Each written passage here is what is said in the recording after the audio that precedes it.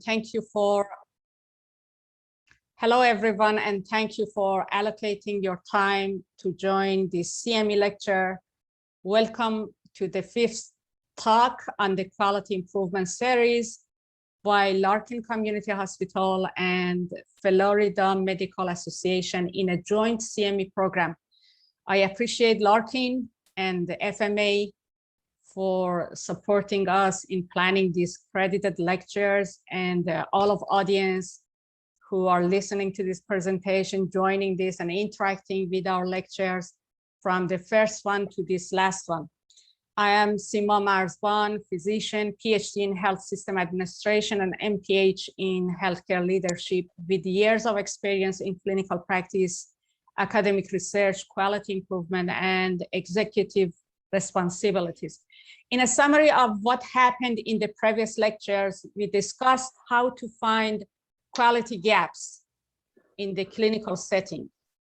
In the first lecture, we discussed we reviewed a list of quality problems together, mostly in clinical area, not just administrative time or process or something like that. Most of the list was from quality problems in the clinical setting and clinical area of profession. And in the second lecture, strategies were discussed to internalize the continuous improvement culture in the clinical workplace as the contextual enablers for quality improvement projects. In the third lecture, we learned how to develop the quality improvement aim statement, the stimulus and the strategies for achieving the goal, and how to plot the key driver diagram. The key driver diagram is a valuable component of quality improvement planning because it clarifies our goals and how to achieve our goals in a realistic setting and situation. In the fourth meeting, March 22nd, I think, we discussed the steps and elements of planning for change and reviewed the practical tools. Okay, now we want to discuss the tools and measures of quality improvement. Quality improvement projects won't be meaningful without measurement. And measurement is an integral part of quality improvement projects. Those are planned to prove the effectiveness of our interventions, and we have to measure something to show that our intervention was effective. Today and in the last lecture, we discussed measures and tools that are useful for the effective assessment of the applied change. In other words, our change interventions are not always beneficial for the system and end users, so we need to measure the outcomes to ensure that our intervention results are positive. Let us see what quality measures could be our target points, and we should work on which indicator and indexes of clinical quality processes.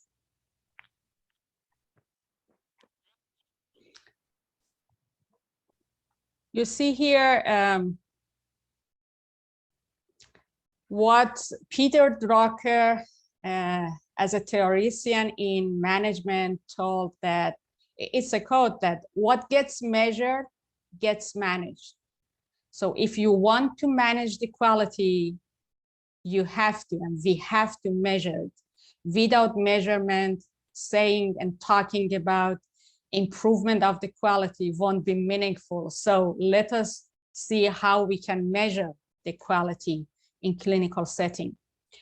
In this lecture, we would review clinical quality measures, non-clinical quality measures, CMS and payers. CMS is Center for Medicaid and Medicare. So they have some strategies for payment based on value care and care values, that all of them are based on quality of the services. So we will discuss those measures for the payment, the people who would have a business or they are working in their private business, or hospitals that have interrelations and connections with CMS, those factors would be very important to generate more money and save the revenues for their system.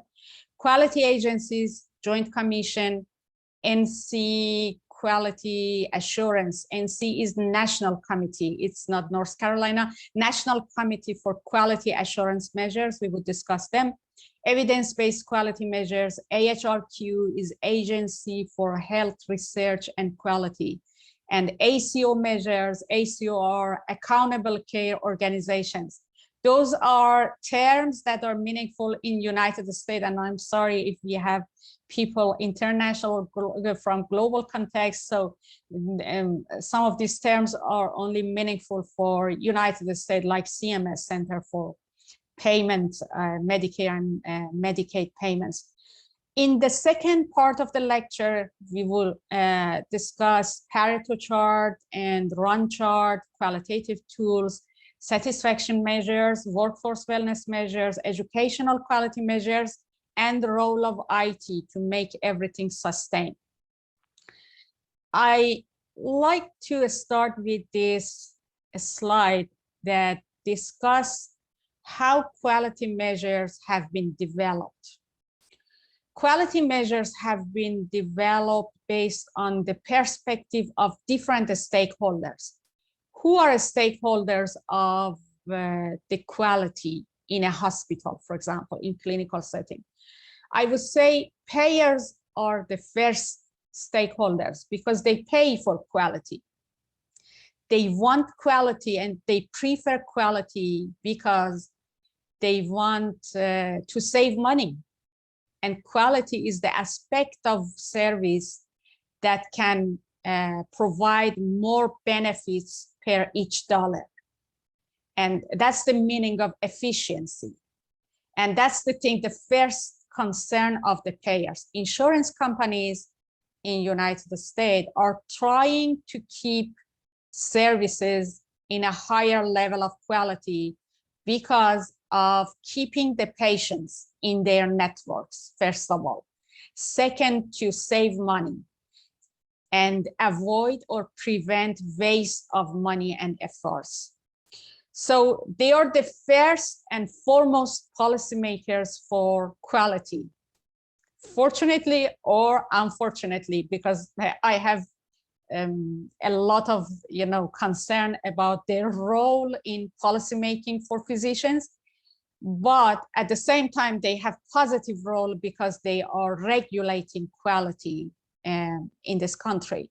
Professional institutions are the other stakeholders. For example, American Medical Association or surgeon associations or physicians, internists association. All of those professional institutions and accreditators are concerned about quality. Professionally, they are looking to this issue.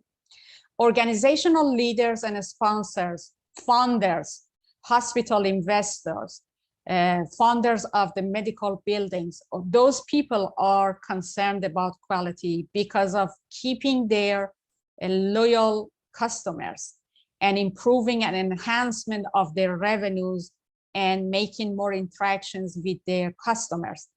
Postgrad academic departments like medical faculty, like our program directors, Dr. Mastri, Dr. Scopit, Dr.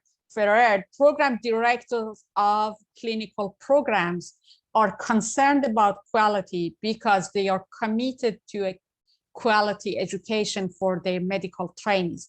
And they are committed to continue accreditation for their departments. They are committed for influencing the life of the profession and education of the medical trainees. So that's their perspective for quality.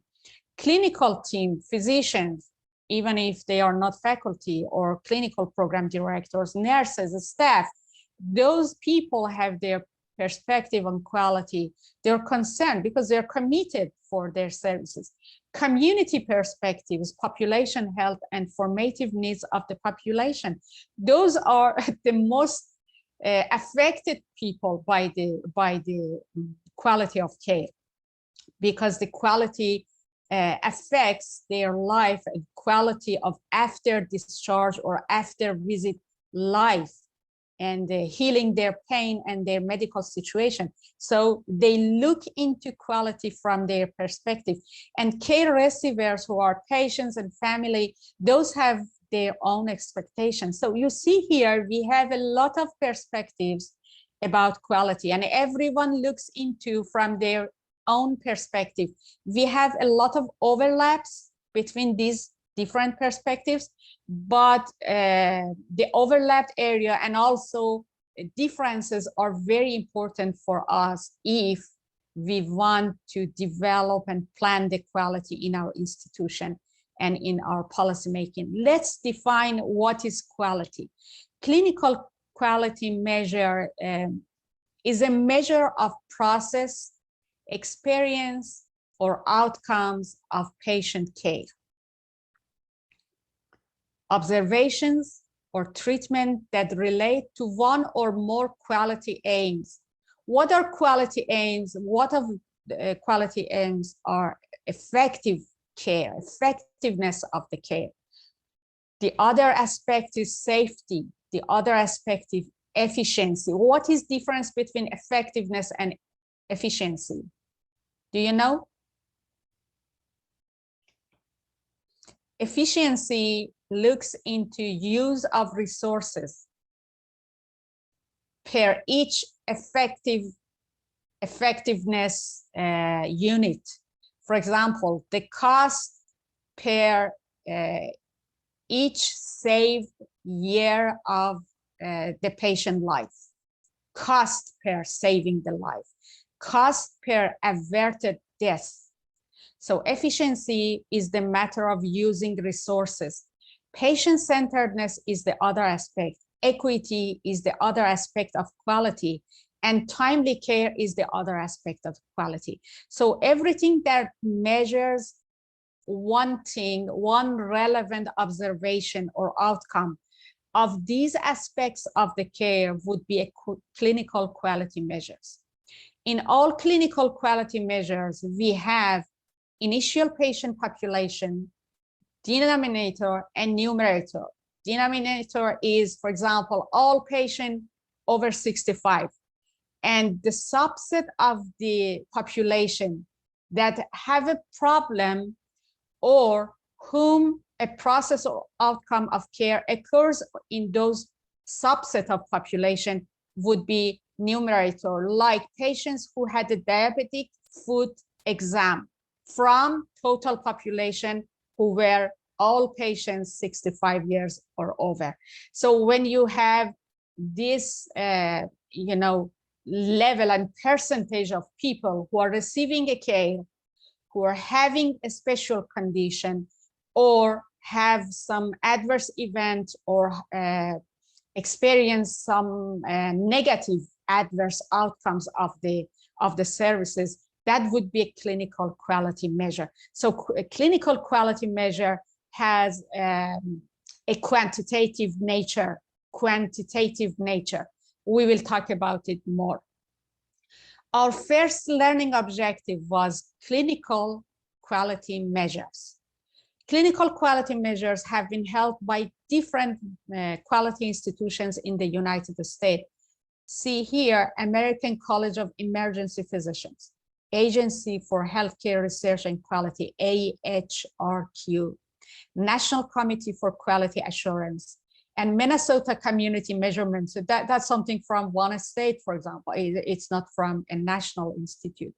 So those are sources, and these are only examples. I just gathered minimal examples and resources here for you, but you can find a lot in the resources that I brought here. For example, in National Quality Forum website, you can find at least 100 indexes for efficiency of the care. I only brought here one as an example. Let's see areas of quality. Efficiency, we talked about it, that efficiency talks about resources and effectiveness, both of them, productivity, somehow. Outcomes, outcome intermediate clinical measures, and outcome patient-reported measures or PROMs. So these are areas that different institutions worked on it to develop some indexes, some quality measures. So one of them, for example, appropriate cervical spine radiography and CT imaging in trauma. If you use a technology in an appropriate way and measure it percentage of adult patient undergoing cervical spine radiography or CT imaging for trauma, if you measure it, it would be a clinical quality measure, and it is coming from this source. In terms of outcome, accidental puncture or laceration rate, Dr. Masri is the master and, you know, most skilled person in this, that it happens. Over the years, surgeons have some experiences about it. It would be a clinical quality measure, even if it is very rare. But measuring this type of quality measures help our system to keep continuous and constant insight into quality. Let us see the other one, comprehensive diabetes care, like hemoglobin A1C control less than 8%. That's the other thing, because it is an index and it is intermediate measurement. It's a type of outcome, but it is intermediary. Patient-reported outcome, if you measure average change in functional status following lumbar spine fusion surgery. So you should listen to patient if you want to assess this quality measure. So it is important to have a patient-reported outcome and have a database of patient-reported experiences about fusion after fusion surgery and the changes in their functionality, in their daily activity abilities after doing the surgery. So those are just examples, minimum number of examples for clinical quality measures. Other clinical quality measures by quality institutions. See here, RAND Corporation is another source. American Academy of Dermatology, the Society of Thoracic Surgeons, American College of Cardiology. So structure area of quality. For example, having competence and cultural competency and measurement of cultural competence. What does it mean, cultural competence?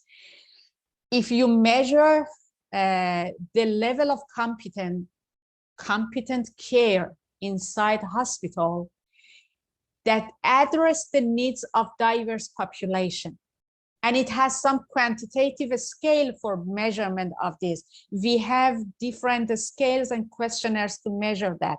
And RAND Corporation is a source of one of those scalings.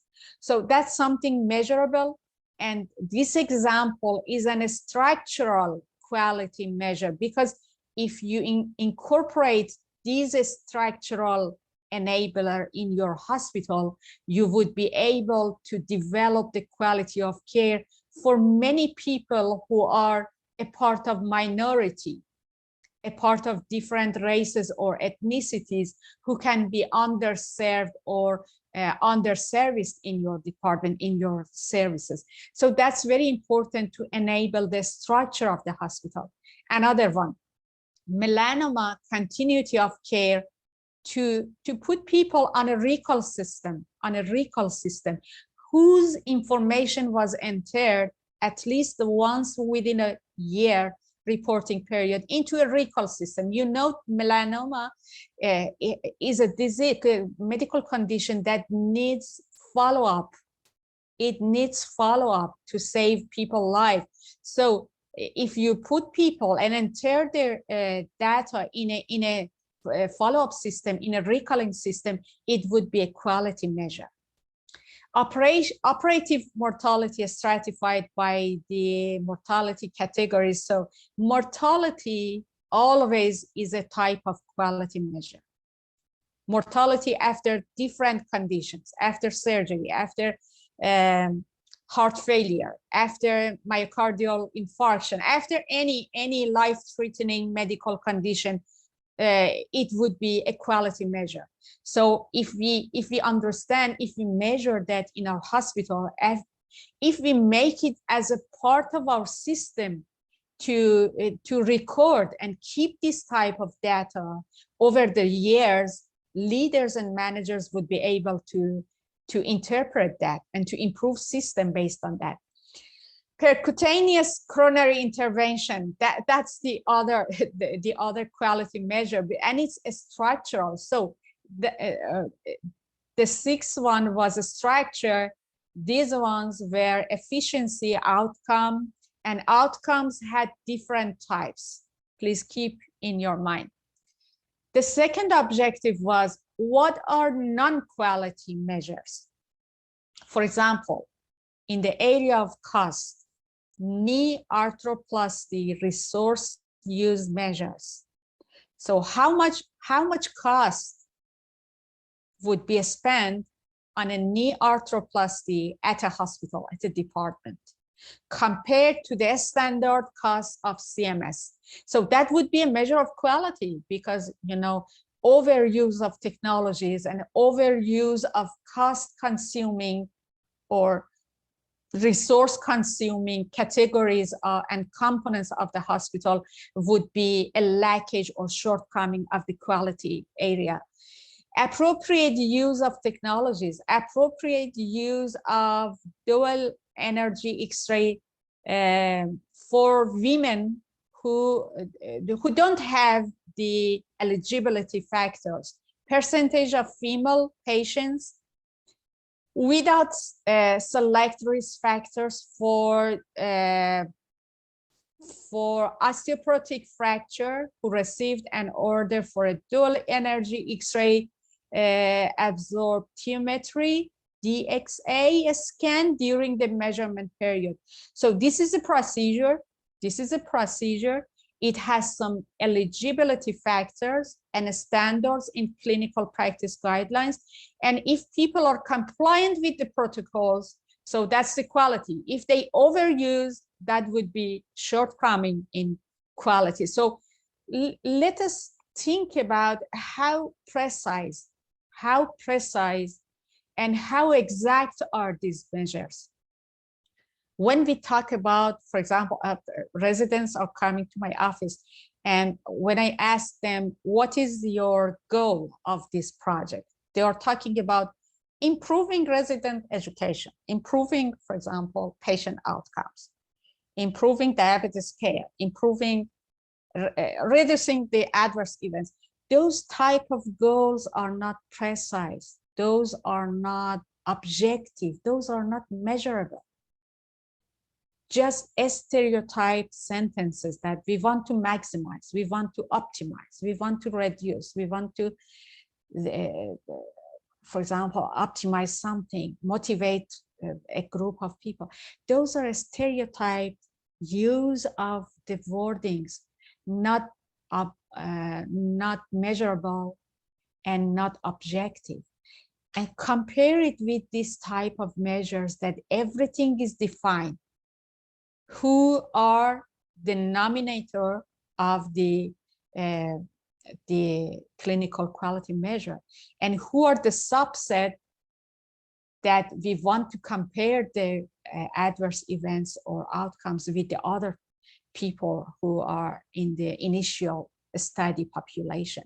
So this is the point of this lecture, that objectives of the quality improvement should be measurable, should be precise, should be very, defined and objective.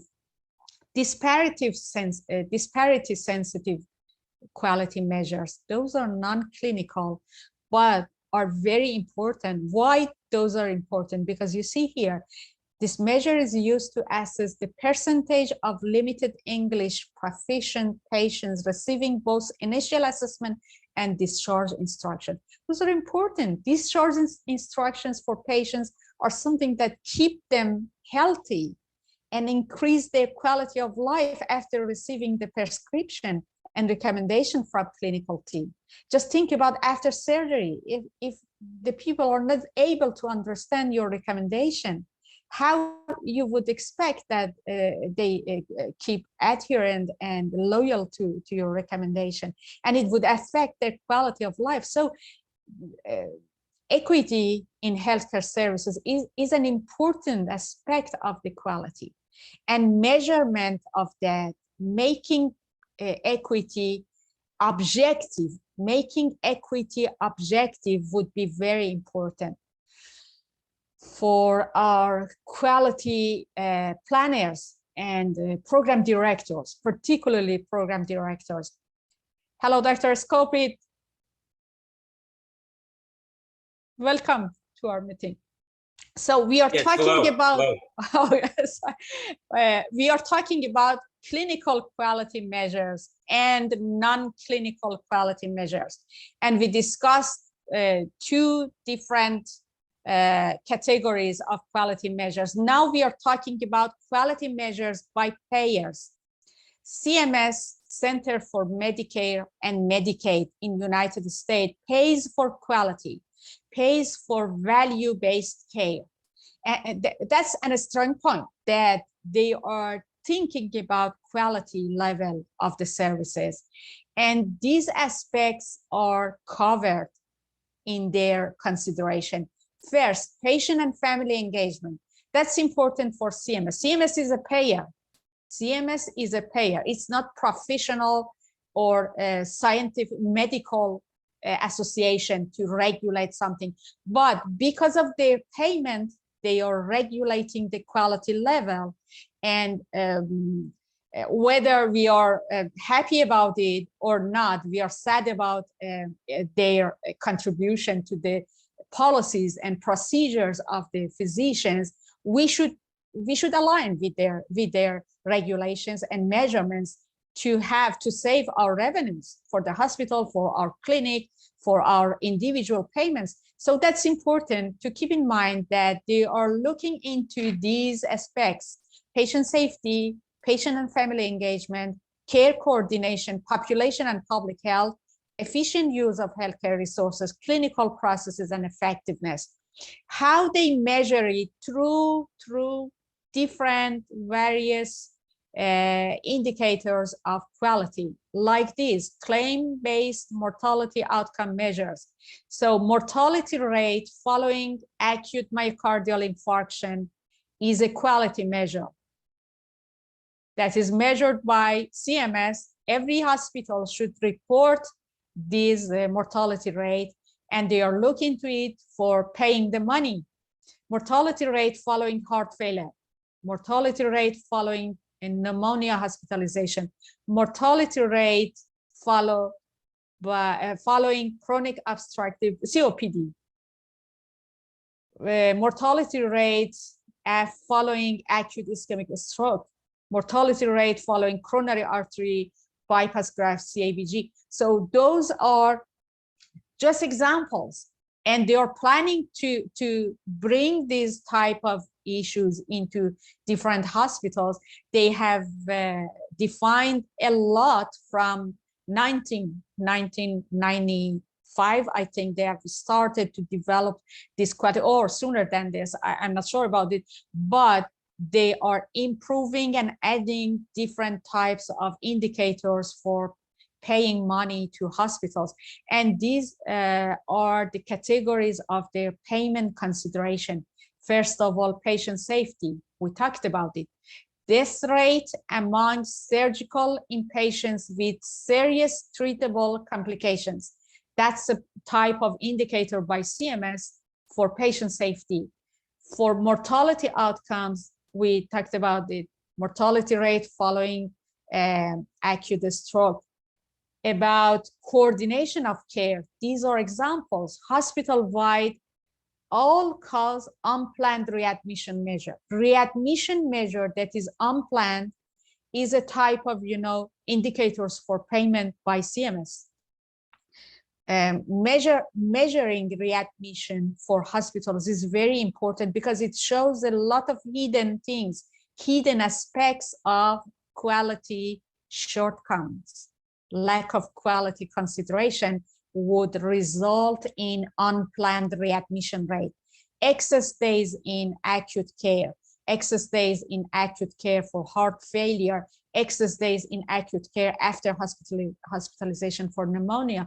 Those are things that shows shortcomings in coordination of care. And also the other type of these indicators about payment, hospital level payment associated with 30-day episode of care for acute myocardial infarction. That is an example of how CMS measures payment in hospital as a quality measure. These are CMS quality measures. Let us see how CMS measures non-clinical measures. How CMS surveys non-clinical quality aspects of the care. They have a questionnaire. The name is HCAHPS, HCAHPS survey. It is done by CMS every year, annual. And also NCQA, National Committee for Quality Assurance, they are doing that as well. What aspects are included in this survey? Communication with nurses, communication with doctors, responsiveness of hospital staff, communication about medicines, cleanness of hospital, quietness of the hospital, discharge information, care transition, hospital rating, and many things. Just as an example of what are the questions, what are questions that CMS as a payer asks patients to pay hospital based on the quality level of care. This is one of them. During the hospital stay, how often did nurses treat you with courtesy and respect? The second one, during the hospital stay, how often did nurses listen carefully to you? It's because those questions are a part of first chapter, communication with nurses. They are asking this about doctors later. They are asking this about other people, responsiveness of the hospital staff. So those are examples of the questions that during the hospital stay, how often did nurses explain things? Then after they would ask, how often doctors educated you about your medical condition? How often they were responsive for your questions, for your consent? So this is the survey that CMS look into. And the other questionnaire is HEDIS measures. It's done again by CMS and NCQA. Different aspects you see from the start of this lecture. So far, we have reviewed a lot of aspects: efficiency, structure, outcomes, and you see here effectiveness of care, access, availability, utilization, risk-adjusted utilization, measures reporting using electronic clinical data systems. So every one of those quality stakeholders are developing various types of measures for their consideration. Good or bad, we are living in a United States as the source of quality measurement in the world. So we are exporting, we are producing in universities, in different institutions, the quality measures to all countries, to all universities around the world in medical education, public health education. So those are scientifically resources for quality measures, but some of them are aligned with our scientific views as physicians. Some of them are not aligned. Some of them are aligned with patients' views and perspective as the care receivers and end users of the services. Some of them are not, but this is a rich resource and pool of quality measures that everyone can use it, at least in quality improvement projects. in quality improvement projects by residents and medical trainees, we can apply and use these measurements. Let us see inside the categories of HEDIS. Inside the categories, the first category was effectiveness. Remember, effectiveness of the care. If you click this icon, you will see this effectiveness of care is like weight assessment and counseling for nutrition and physical activity. Imagine about an medical internist or family medicine specialist. That's a concern. That's a preventive measure, weight assessment and counseling for nutrition and physical activity. For children and adolescents, childhood immunization for adolescents, lead screening in children, breast cancer screening, cervical cancer screening, use of opioid at high dosage, benzodiazepine usage in older adult, use of opioids from multiple providers, risk of continued opioid use. Those are things that can be measured for the sake of effectiveness of the care by NCQA. Those are their perspective. I cannot recommend this or, you know, say something against, but those are different types of available measures for quality or for access. We had here access and availability of care. We have this adults access to preventive and ambulatory health services, annual dental visits, initiation of engagement of substance use disorder treatment, and many other things. So we reviewed different perspectives of quality. Now is the time to see how different stakeholders like American College of Emergency Physicians and CMS, Center for Medicare and Medicaid, and the other resources, how they recommend efficiency in quality measures, how they incorporate efficiency as a component of it. You see here, appropriate use of technology to prevent overuse, underuse, or misuse of the technology. That's the type of efficiency measure. You see here, imaging. Those are technologies that we can use for different conditions. So appropriate use of technology is a type of efficiency measure. Time is the other thing about efficiency. I explained that use of resources for effective care is a type of efficiency. So using time is important, that efficient use of time. And percentage of patient undergoing cervical spine radiographs in trauma who do not have neck pain or the other type of eligibility factors. And you see here, only a medical center recommended this quality indicator, and it is incorporated in a major database of quality measurements. So don't be excited if we define, for example, Larkin Community Hospital Quality Indicator later. From our projects that we are having right now, we are developing on quality improvement by our residents and fellows and faculty, we can put something like that. Larkin Community Hospital Quality Measure later. Outcome quality measure. Outcome looks into results and impact of care, like mortality rate.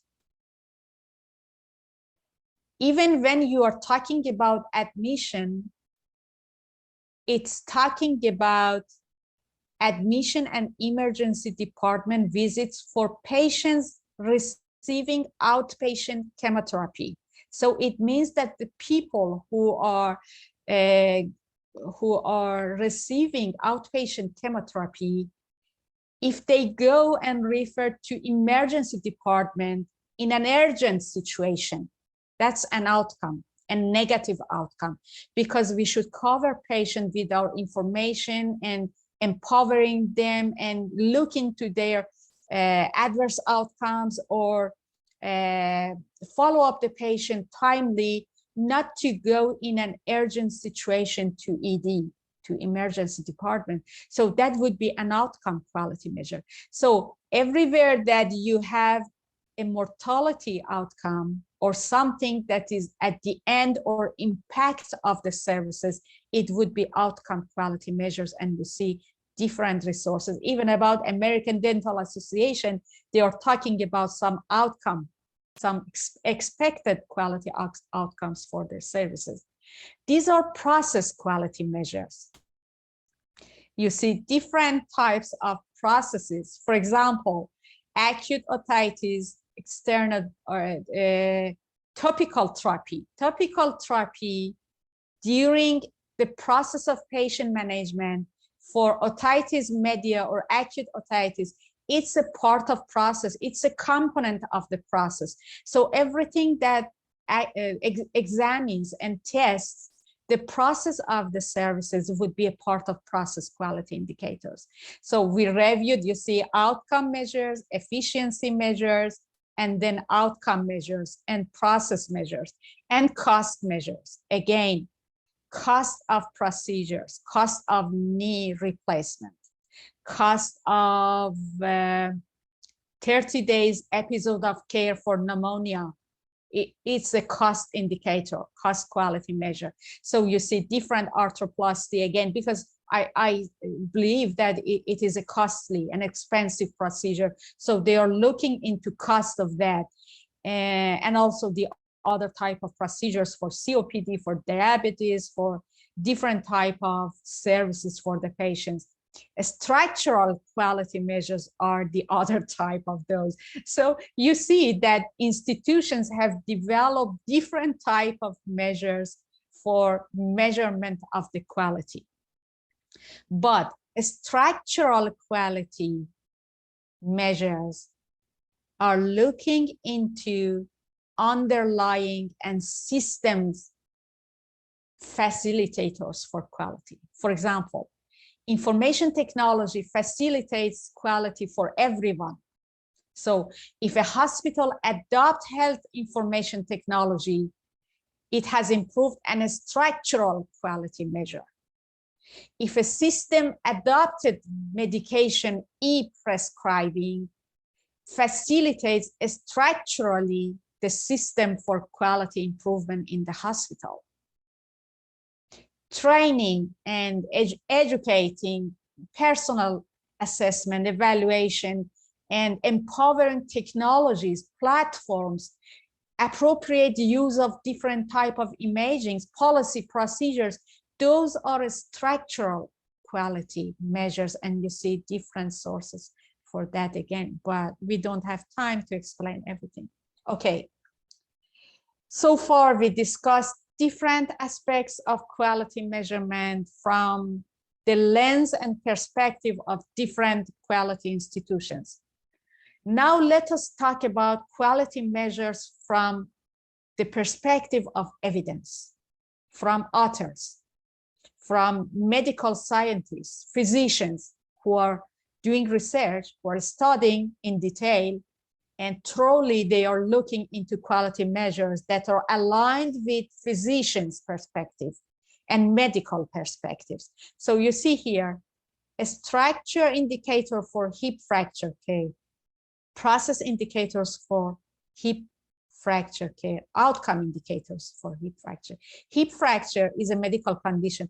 I found it in Springer.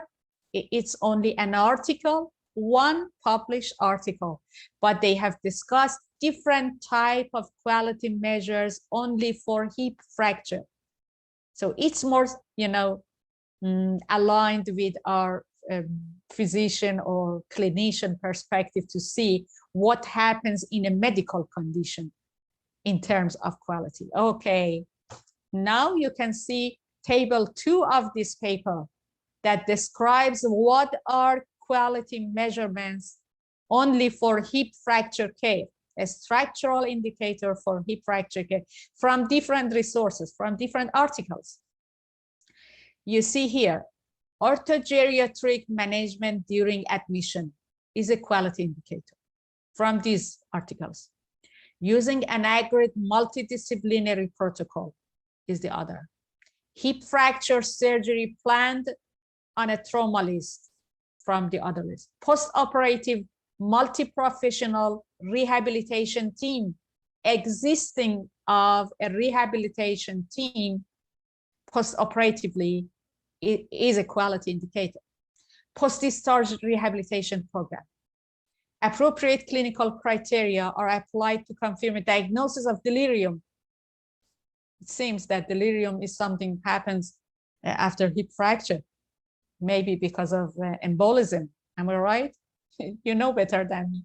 But appropriate clinical, okay, consultants or senior staff supervised training of the anesthesia, surgical, and theater teams.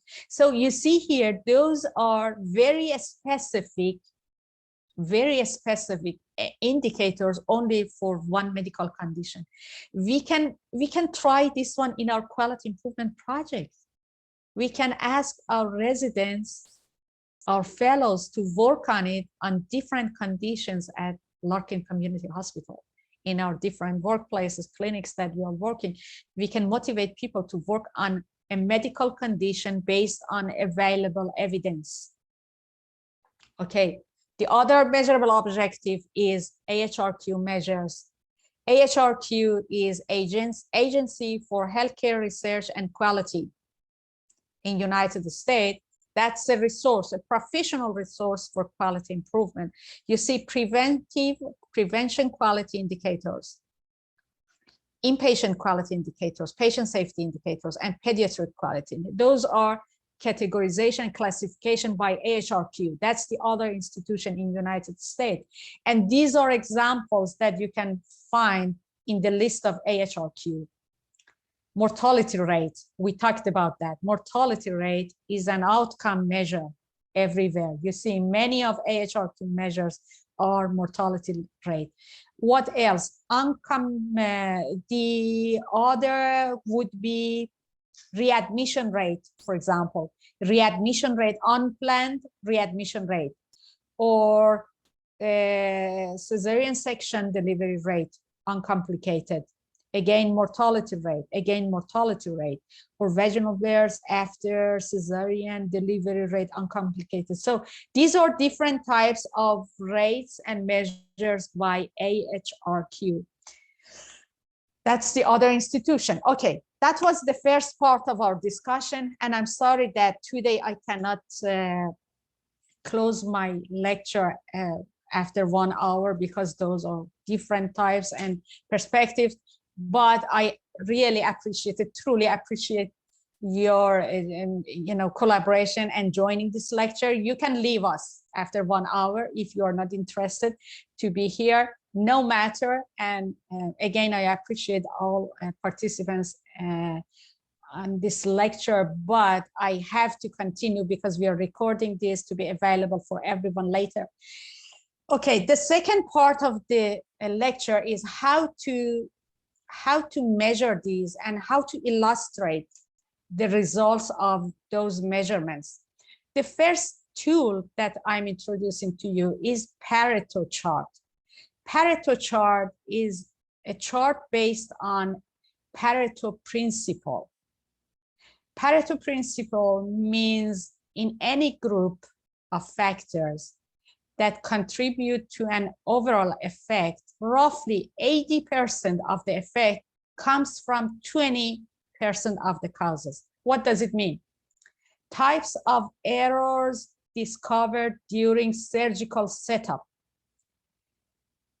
3 large classes of the causes of errors are coming from vital few elements, but they are very important. 80% of the causes are in these 3 categories, but the other one have lower contribution and lower relevance with the effect,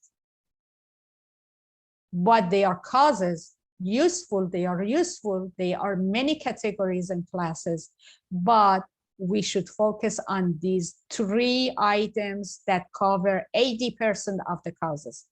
So 80% of the effects comes from 20% of the causes. And that 20% are vital few. Those 80% are useful many.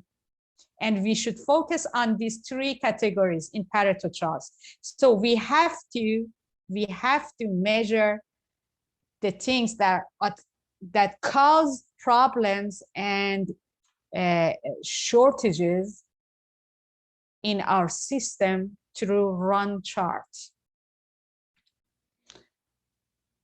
You see, in this chart, we are measuring different type of causes over the time. Over time, changes happen to different causes and different events and occurrences. So if you illustrate it, that, for example, about infection rate, how over the time number of infected people changes over time, it would be called run chart. So that's the second tool. After Pareto chart, we have run chart. In run chart, we are measuring different events over the time. And you see here, after doing an intervention, after applying an intervention, our measurements has been changed to the stretch goal, to the desirable situation. This is the median line, and this is undesired or not expected situation. So if a resident shows these changes over time because of an intervention that has been designed, and changed the situation to something that is better, it would be a run chart. So we are using these examples, we are using these tools to show that first, to show that how many essential factors influence the result. First, this is Pareto chart. The second chart is run chart. How factors influence a number, a measurement over time, and what are the reasons for that? How we can discuss the reasons. For example, we are discussing changes over time and shifts with different points that are above or below the center line, the average line. But if you have an outliner like this, an astronomical data or outliner statistically point or measure, we should define and we should discuss this. What was the result of this outliner? So with this type of illustrated data, with these charts in quality improvement, we are showing that how our intervention is working, to what extent it is beneficial and functional for our system. If something happens out of expected situation, what's the cause of that outliners? And we can discuss the trends, the decreasing or increasing trend after doing an intervention. And with this type of explanation, our residents or fellows or researchers are describing the situation after applying an intervention, after applying a change in their circumstances. This is the other tool, control chart tool.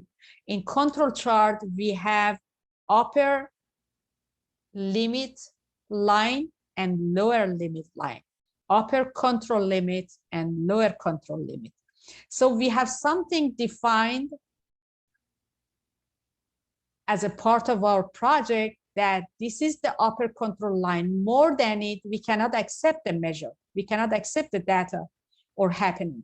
So if we have an outliner here, we should have a clear explanation for it. Number of patients returned to emergency department within 72 hours after receiving the services. So if we have even one person, even one case, we here, and you see over the time, this chart explains what happened after, for example, a a change that is designed by residents in emergency department for quality improvement. They have designed a new intervention and they are following up how that intervention helps or benefits people. So that would be called a control chart with upper limit and lower limit. And the point is explaining different outlines and several causes of different happenings and how the trends is. In run chart, we are mostly focused on the trend and time. But in control chart, we are mostly focused on upper limit and lower limit and how changes happen between these two limits and explaining the outliners. Okay, those are tools, very simple tools. And some of you might ask me how we can develop these charts. Only using Excel. If you are working with Excel, you can go to the bar charts in Excel and then enter your data. And in the bar chart, you can see the name of control chart, the name of Pareto chart, and also run chart. And you can select those items, and then with a set of data, you would have a ready graph for your quality improvement poster or quality improvement project. The other learning objective of this lecture is qualitative tools. How we can explain quality using qualitative tools instead of quantitative ones. Until now, we described many index and indicators that quantifies the quality. But now we are talking about how we can use qualitative tools. It means narrative tools. It means story tools, illustrated tools for explaining what are the gaps between the expectation and the current situation, quality gaps. Let's see, patient experience reflects occurrences and events that happen independently and collectively across the continuum of care. It is important to move beyond results from surveys. Many people think that patient experience comes from a survey. It's true and it's not. Why it's true? Because many of companies are doing a patient survey. When you create a profile on EMR, electronic medical record, after that you will receive some surveys 5 minutes later, after your visit, for example, or after discharge, you will receive a survey. But the important point is how the system analyzes these real-time data, these real-time metrics for consideration of physicians, program directors, program managers, executive managers, or leaders of the hospital or department, how it would be available for the interpretation. That's the real-time data usage and utilization for developing better strategies for hospital management. So it's important, and for that sake, for that reason, many companies are working on developing platforms for patient experience. So those are tools that designed to give provider real-time feedback about their patients' opinions and experiences. They are trying to help you to narrate their stories and value stories and use those stories by patients to discuss and negotiate with payers. We talked about how CMS pays for quality. If you improve your power for negotiation with these payers, with different institutions who pay for services, with the narrative version of the patient experiences and real-time data of this platform, it helps a lot. It helps a lot to stand among competitors in this, turbulent market of the healthcare system. Proactively address patient retention. Patient retention is something that is, essential for healthcare businesses. Uncover hidden problem areas. With this, only looking into patients' opinions and insights help providers to see what are hidden parts of the problems, of challenges, of shortcomings.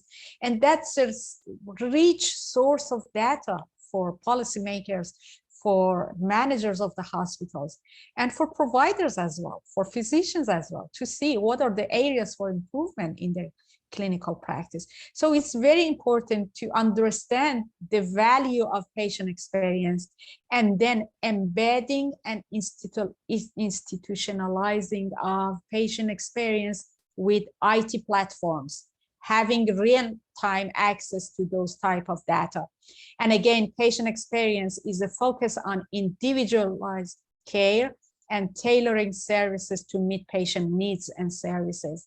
And it comes to different layers of patient time and patient components of care and services. For example, appointment scheduling, social media, appointment follow-up, office bathroom, pharmacy, staff interaction, telephone calls, website, billing, meeting, wait time, online reviews by the patients and customers.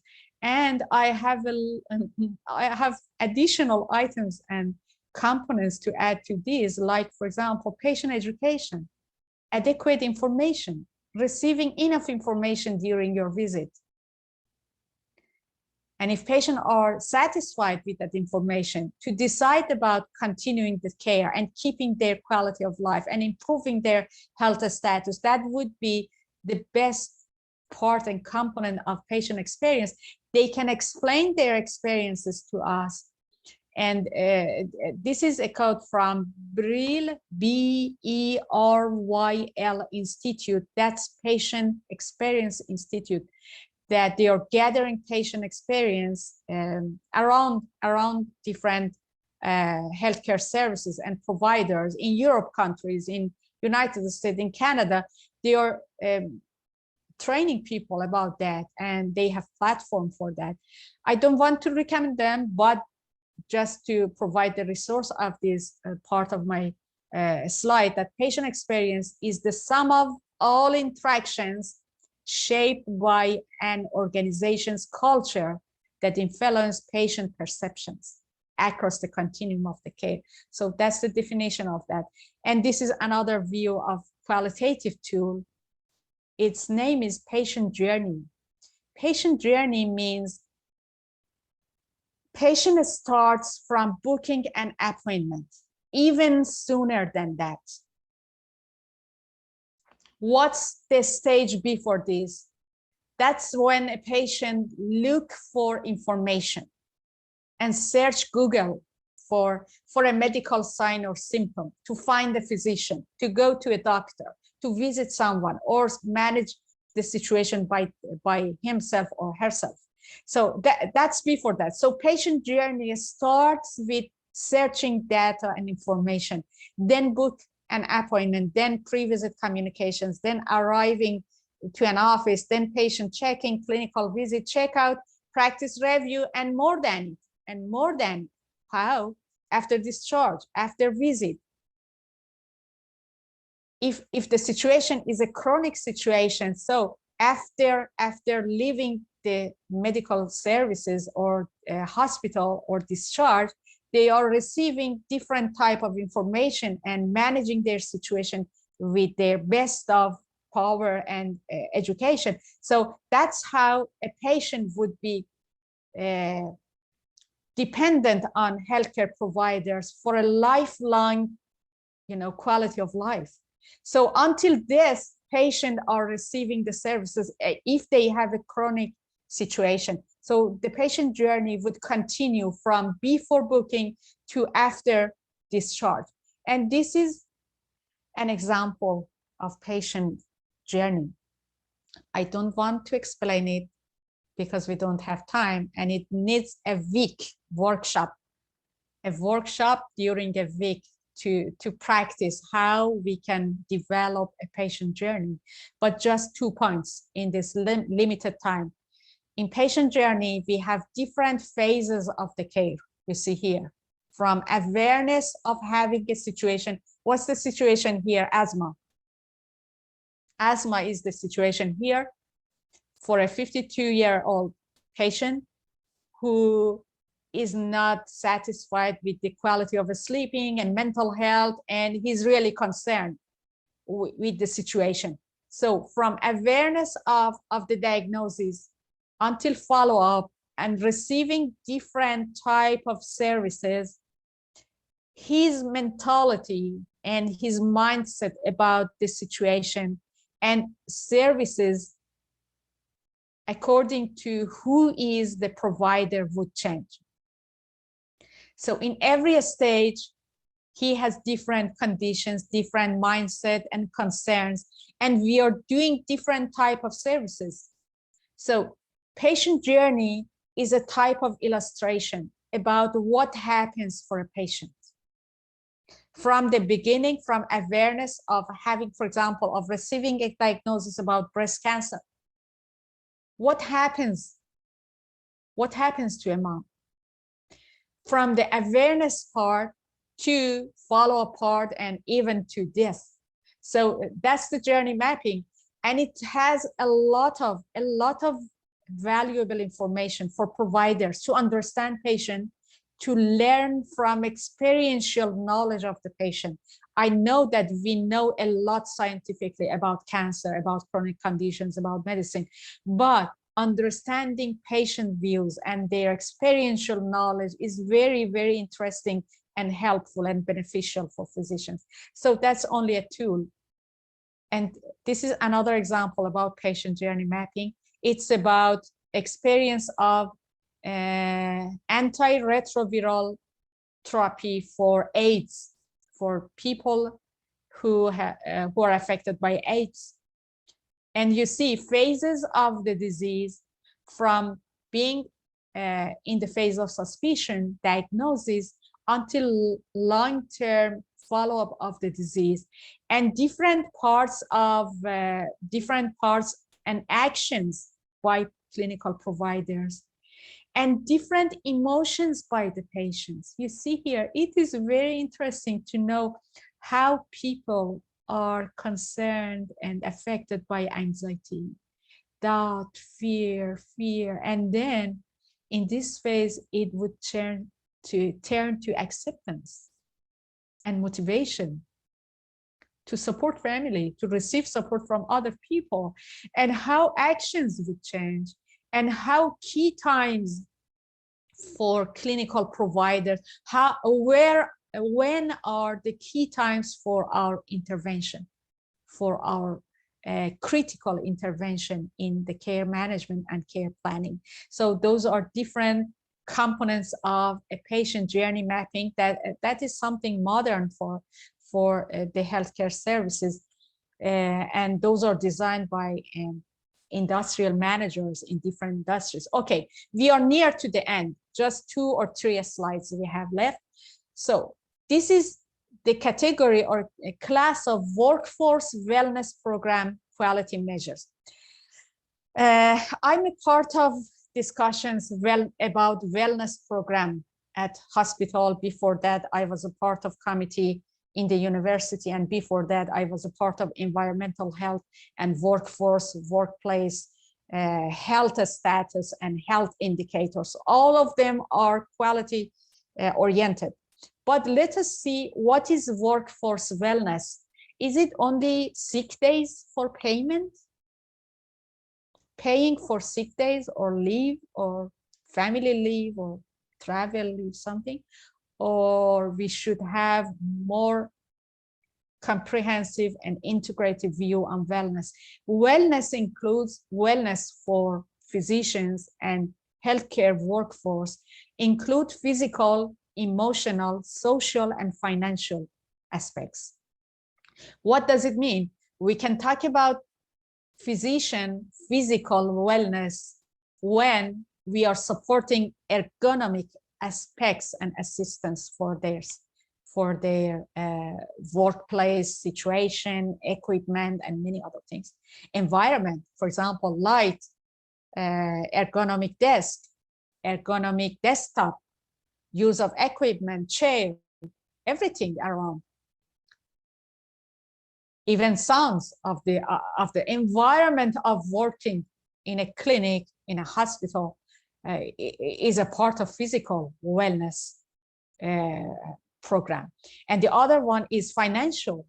So we should develop some measures that to what extent we are supporting our people, our employees in different financial aspects about insurance, having a peaceful mind to work for patients, because when we are supporting patients with different concerns, we should have a mindful and peaceful mind about the situation, and we should support them emotionally.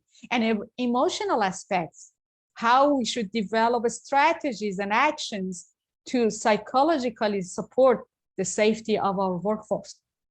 So it needs measures about stress, measuring stress annually. We should do it about physicians, about residents, because stress and distress, work distressors are essential and integral part of the healthcare services and providers. So we should measure these type of distress factors for them. And then with annual measurements, we can develop some screening models for the status of the wellness of the physicians who are working for us, for generating revenue for our system, for our reputation. So that's another aspect. And the other one is social support, how we can support these people who are working at a hospital to connect them with other aspects of the society, with other supporters, with other universities, research institutions, to develop and provide a success path for the people who are working genuinely and truly for our system. That's different type of aspects. And these are examples of how we can measure. Those are their concept, but we talked about measurement in this lecture. So we should be able to measure everything. How many sick days have been taken off due to injury? Reported incidents of workplace injury. How many employees have completed safety training programs? Completed, actually, safety training program. How many people have signed up to program activities? Do we have any activities to train people about safety annually and updated? And coaching and mentoring and supporting? What employees are engaging with? For example, Dr. Shruti is here. We had a survey about wellness at hospital. We had 70 responders to our survey, 70 repliers. So when we look into initial study population, how many they are? Doctor, do you know? I believe it's like 1,200 total. I think 1,000, Doctor. Yeah. 1,000. We campuses. have at least 400 residents and at least 400 faculty. Many of faculty are not affiliated directly, but at least we have 500 people who are eligible to reply that survey about wellness. But engagement with wellness programs, surveys, and studies is the other part. Percentage of employees who rate safety within the company, and did those took part in training programs, coaching, or activities in year 1 see a reduction in workplace health incidents in year 2? You see how exact and precise is this measure, how the people who are engaged with these activities experience improving in their wellness status, and where the future fewer healthcare claims among those who have engaged. Those are very defined and objective measurements. And you see here that wellness is a reason for enjoying work. And the high level of engagement is when more than 80% of people are engaged with the wellness programs, more than 80%. And less than 40% are low engagement level. Wellness is the cause for intention to stay. and lowering and reducing the turnover of the people. Wellness is a cause for team loyalty. Wellness is a cause for recommending the place that you work there to other people. And if you have more than 80% of the people who recommend the workplace to other people to work there, it would be called high engagement. And that is, a bigger picture of the wellness, because I see that in the discussions between leaders, they are talking about sick day payment and, for example, 1 week payment for sick days or something like that. We should understand that wellness has a bigger picture about the workforce in the healthcare services, and that's very important. Okay, education quality measures are the last part of our discussion, I think. Yes, that's the last category of our indicators. Education quality measures, because we are a teaching hospital, so we have a lot of education measures like this. Quality measures, the first and minimal quality level of the education is number of learners who registered and attended. That's the minimal expectation for a teaching environment, a teaching situation, a academic institution. Higher than that level, we should have satisfaction, the degree to which the expectation of the participants about the setting and delivery of activity were met. That's, one layer behind. And then learning declarative, change in declarative knowledge. What does it mean? It means what is intended to know. Do you see a change in it? Do you see meeting expectation in it? And then another layer, change in procedural knowledge. What is intended to do? That was what is intended to know. More than it is competence. That was learning. But after learning, the outcome would be competence. Changes in competence in educational setting. What is intended to show as a result of the application of what was learned? So the first layer, the minimal expectation was participation, but after that, we should see satisfaction, we should see changes in learning procedural, and then we should see increased or optimized competence, and then changes in performance, and then changes in patient health, and higher level, the highest level, population health. So these are just a classification of how we can develop quality measures for educational environment. And I found this in an article about residents, for example, rate of residents attending lectures and seminars, level of satisfaction for lectures and seminars, results of residents' evaluation of each rotation in terms of meeting the declared learning objective. It was here, teaching activity or different type of measurements, management of residents evaluation, rate of residents evaluation. You see, everything is objective, is measurable. And this article suggests RAC, that is Resident Affairs Committee. We have a committee at Larkin that representative from residents bringing their perspective and experiences to the strategic decisions in the GMEC, but it has another suggestion here. So you see that evaluation reports of teaching material and methods, student academic results of knowledge, skill, and effective domains, and graduate job assessment. This is the best one. Job assessment reports after graduation would be the best outcome, at the highest level of outcome for individual results of the education at academic institution, and audit reports of teaching hospitals, and role of IT. All of these indicators and these measurements can be institutionalized in the system by a good and advanced IT. IT can keep organization insightful into quality. IT systems can bring all of these innovative ideas or traditional ideas about quality and quality measures into daily decisions. If you sit under your desktop and develop a query for a report from your system, that I want a report about readmission summary during last 30 days.